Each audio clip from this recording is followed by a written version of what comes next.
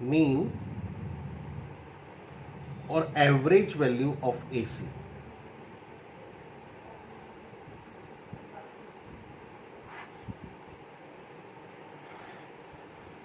आपके पास ये constant current है, आपके पास वेरिंग करंट सोर्स है। पहली बात, mean or average value complete cycle के लिए जीरो होती है, इसलिए मीन और एवरेज वैल्यू निकालते हैं हम फॉर द हाफ साइकिल। आपने कांस्टेंट करंट फ्लो किया हाफ साइकिल के लिए T/2 टाइम के लिए, आपने वेरिंग करंट फ्लो किया हाफ साइकिल के लिए T/2 टाइम के लिए। अब वो कहता है कि अगर दोनों सेम चार्ज ट्रांसफर करते हैं, charge transfer is Q is equal to I into T/2, इसमें भी चेक करना Q is equal to I into T/2। बच्चे आप वैसे ज़्यादा मत सोचना, आप मैथमेटिकल रिलेशन बताना।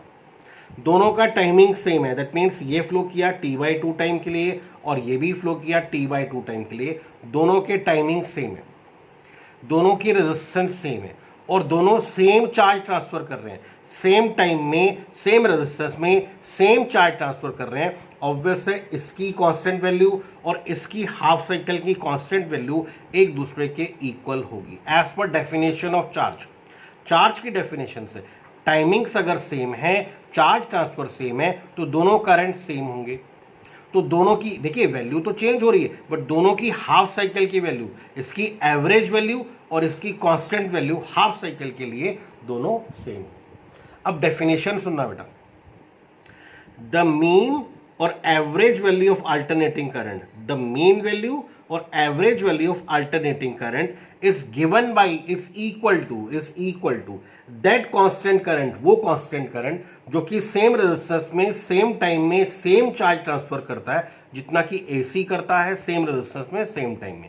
दैट मीन्स अगर दोनों सेम चार्ज ट्रांसफर करते हैं सेम टाइम में सेम रेजिस्टेंस में, तो दोनों करंट्स की वैल्यू सेम होगी, तब इसकी कांस्टेंट वैल्यू आपको एसी की एवरेज वैल्यू देगी। अब इसने कितना चार्ज ट्रांसफर किया हाफ साइकिल में वो देखिए, इसने चार्ज ट्रांसफर किया हाफ साइकिल में Q is equal to I into T/2। AC की हमारे पास हमेशा इंस्टेंटेनियस वैल्यू रहती है, instantaneous value of AC is I is equal to I0 sin omega t, this keeps on changing.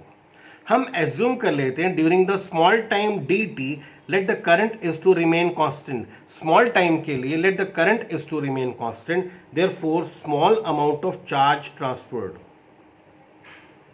Small amount of charge transferred by AC in small time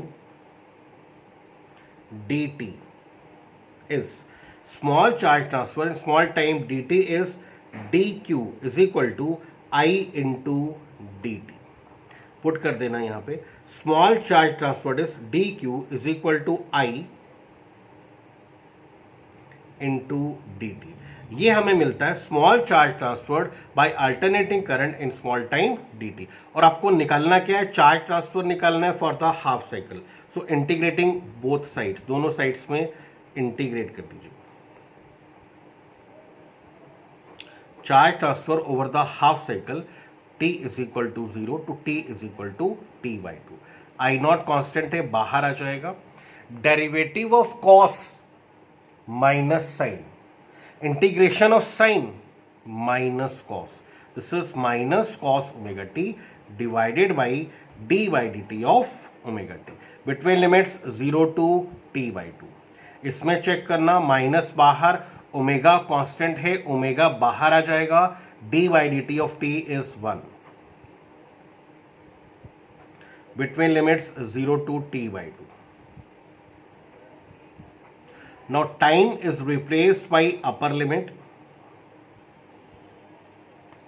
minus time is replaced by lower limit. Cos 1 it is -1। तो ये हमें मिलता है charge transferred by AC, ये हमें मिलता है charge transfer by AC over any half cycle. ये हमारे पास है charge transfer by constant current over any half cycle. अगर हम दोनों चार्जेस को इक्वेट कर दे, इक्वेटिंग 5 and 6, तो आप चेक करना बेटा, अगर आपने दोनों को इक्वेट कर दिया, this is I into T by two and this is 2I0 by omega. अब सुनो, चार्ज ट्रांसफर इक्वेट कर दिया मीन्स चार्ज ट्रांसफर सेम हो गया। अब चार्ज ट्रांसफर सेम हो गया, रेजिस्टेंस सेम है, इसका भी टाइम सेम है 0 to t/2 और इसका भी टाइम सेम है 0 to t/2।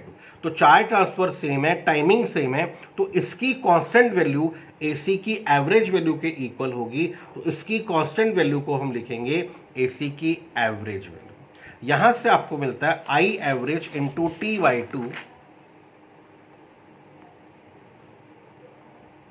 is equal to 2I0 by omega and omega is 2 pi by t।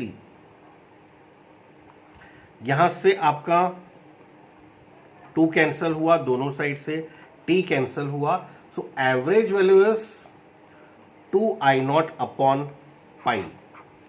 In that case, average value of AC is 0.637 times the maximum current. Average value of alternating current क्या होता है? 0.637 times the maximum current। ये हमें मिल जाता है average value. Similarly अगर आपको average value of EMF निकालना हो तो सेम डेफिनेशन, यहां पे करंट को क्या लिखोगे? EMF upon resistance. EMF की इक्वेशन क्या होगी? E is equal to E0 sine omega t. Same, जहां पे मैक्सिमम करंट है वहां पे क्या आ जाएगा? Maximum EMF upon resistance. जहां पे एवरेज करंट है वहां पे क्या आ जाएगा? Average EMF upon resistance. Maximum current की जगह मैक्सिमम EMF अपॉन रेजिस्टेंस। सारी वैल्यू सेम मिलती चली जाएगी, तो आपको E एवरेज मिल जाएगा 0.637 times the maximum EMF E0। Complete करना चाहिए।